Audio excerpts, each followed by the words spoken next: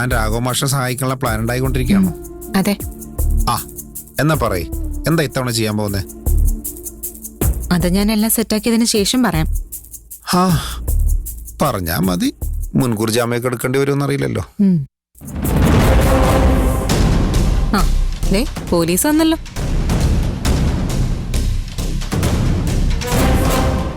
നീ രാഘവ് മാഷിനെ സഹായിക്കാന്ന് പറഞ്ഞു. ഇത്തവണ എന്ത് ചെയ്യാനാ നിന്റെ പരിപാടി? മോഷണോ, തട്ടിക്കൊണ്ടുപോക്കോ, അതോ പിടിച്ചു പറയോ? ഏതാ വേണ്ടേന്ന് തീരുമാനിച്ചിട്ടില്ല. മഹിമേ, നിന്റെ തമാശ കുറച്ച് കൂടുന്നുണ്ടേ. ഈ വിഷയത്തിൽ നീ ഇടപെടണ്ട. വേണ്ടത് എന്താന്ന് വെച്ചാ പോലീസ് ചെയ്യും. രാഘവ് മാഷിന്റെ കയ്യിൽ നിന്നും ഒരു പരാതി പോലും എഴുതി വാങ്ങാൻ പറ്റാത്ത പോലീസ് എന്ത് ചെയ്യാനാ? നീ അദ്ദേഹത്തെ സഹായിക്കാൻ എന്തൊക്കെ വഴികളെ സ്വീകരിക്കാൻ പോകുന്നേന്നറിഞ്ഞാ രാഘവ് മാഷ് പോലും നിന്റെ സഹായം വേണ്ടാന്ന് പറയും. അത് ഞാൻ സഹായിച്ചതിന് ശേഷം രാഘവ് മാഷ് തീരുമാനിച്ചോട്ടെ. എന്തായാലും ഞാൻ അദ്ദേഹത്തെ സഹായിക്കാന്ന് വാക്ക് കൊടുത്തത്. എനിക്ക് ആ വാക്ക് പാലിച്ചേ പറ്റൂ. ഓ, അപ്പൊ നീ രണ്ടും കൽപ്പിച്ചവനാണല്ലേ? അതെ. ഇത്തവണ നിന്നെ ഞാൻ എന്തായാലും തടയും. നീ നോക്കിക്കോ.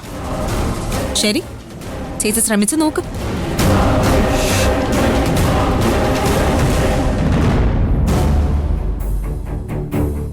താൻ മഞ്ജുവിനോട് ഉടക്കാൻ തീരുമാനിച്ചു അല്ലേ? വേറെ വഴിയില്ലല്ലോ വക്കീലെ. ദേ, താൻ ഓരോ തവണ കുറ്റകൃത്യങ്ങൾ ചെയ്യുമ്പോഴും മഞ്ജു തന്നീന്ന് കൂടുതലകലും. അത് താൻ മറക്കരുത്.